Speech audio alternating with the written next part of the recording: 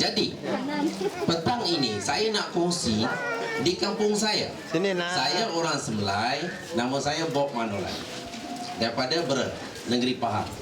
Di Beren, apa yang berlaku adalah kampung saya ini telah diceroboh orang lain punya. Dia ambil tanah orang asli, buat fakra, tapi dia bagi ke orang lain. Jadi orang kampung betah tak? Membantah lah. Kampung Tering pun nak buat fakra bagi orang lain, kita pun bantah lah, kan? Tak ada respon. Hantar dekat kerajaan negeri pun tak ada respon. Hantar dekat Menteri Besar Pahang dulu, tebang keluarkan bala. Jadi orang kampung pun buat report polis apa, tak boleh tahan. Ini degil dia orang ni. Kita pun buatlah mesyuarat semua. Buat mesyuarat, bincang, dan akhirnya kita buat protes. Kita buat protes tahun 2007. Kita buat satu bantahan. Kita buat panggil semua orang kampung, buat bantahan dekat pembalakan tersebut. Kita panggil lah wartawan TV3, TV7. Tapi masa tu NTV7 ni dia tak sama dengan TV3. Semua berita harian, utusan, semua harakat, semua panggil. Tak kisahlah apa pun panggil, semua datang. Dan media buat liputan yang cukup baik. 2 minggu dalam TV keluar isu ini. Dan isu pencerobohan bantahan pembalakan ini.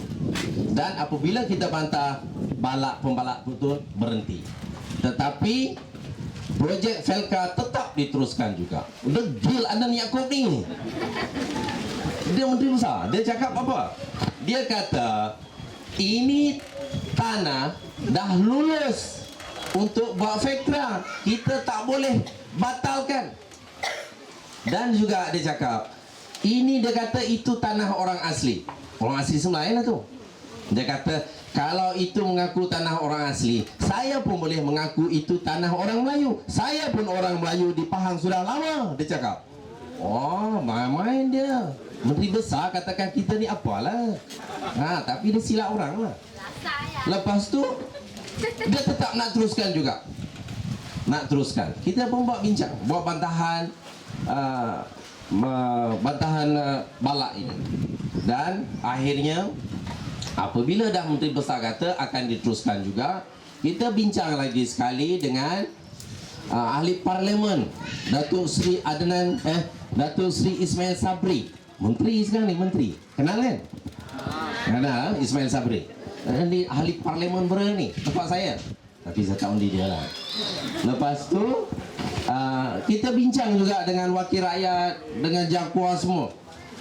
Dan menteri mengatakan bahawa kita akan memberhentikan projek ini.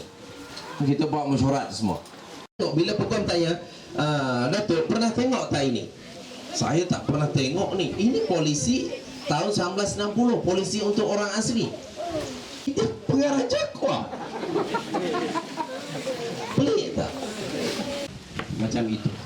Ini semua dah pertikaikan dalam mahkamah. Tapi kita lawan.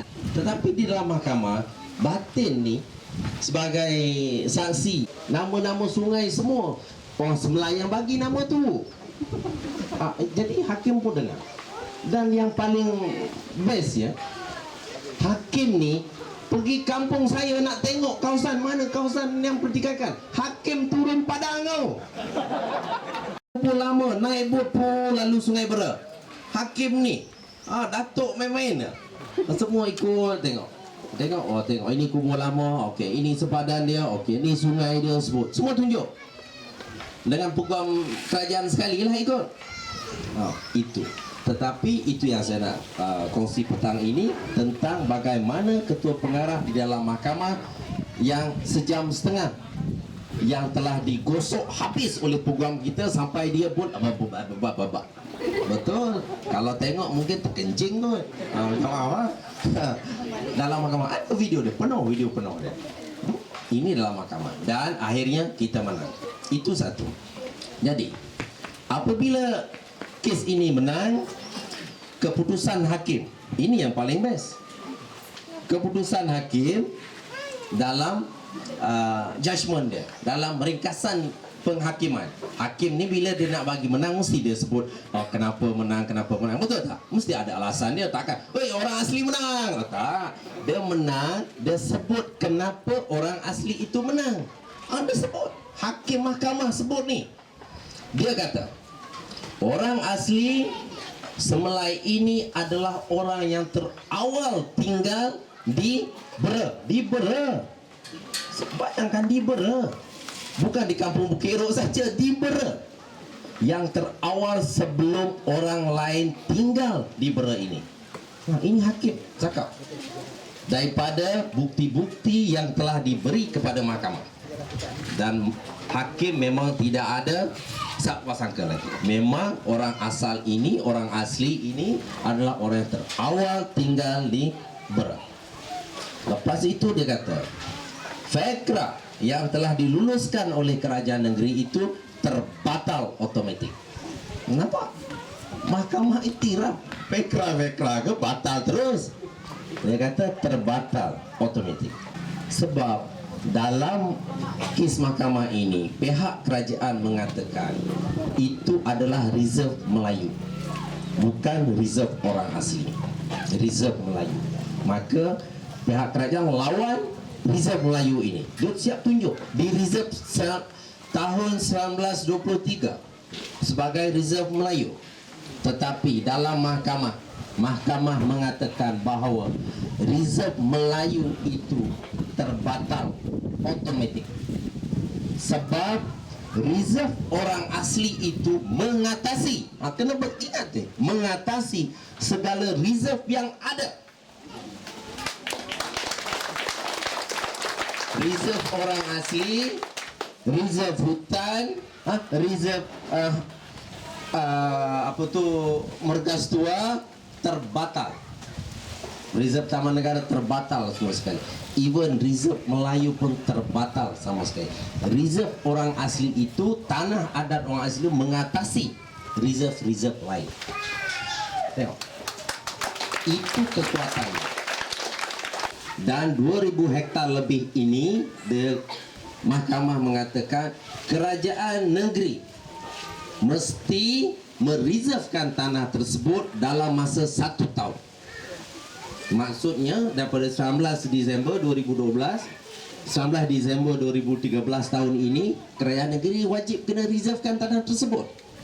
Ini kenyataan mahkamah. Sebab itu banyak lagi ada kes-kes macam dia kata orang asli ini memang dia orang asli mengamalkan budaya, cara hidup, adat resam, cara pembukaan tanah, cara orang asli, semua dah sebutlah. Ini memang mahkamah mengakui, mengiktiraf daripada bukti-bukti yang kita bawa ke mahkamah ini, dan mahkamah memang cukup yakin. Sebab itu kita menang kes tersebut.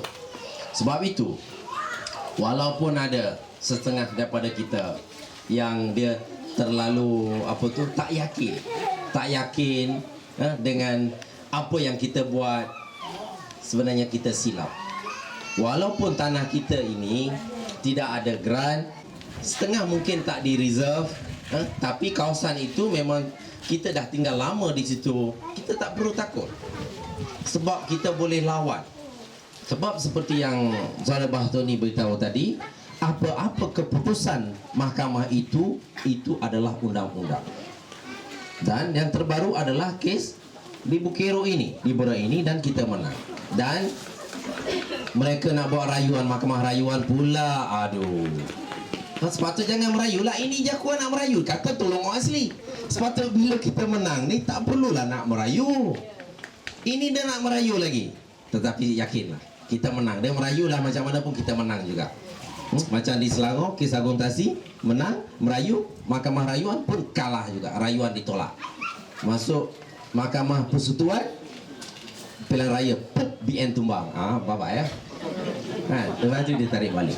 Jadi kes di Bukero ini kita jadikan sebagai satu semangat untuk kita, walaupun kita tinggal di tempat yang bukan diwartakan, dan kita yakin bahawa undang-undang itu boleh menyelamatkan kita, tetapi jangan bergantung 100%.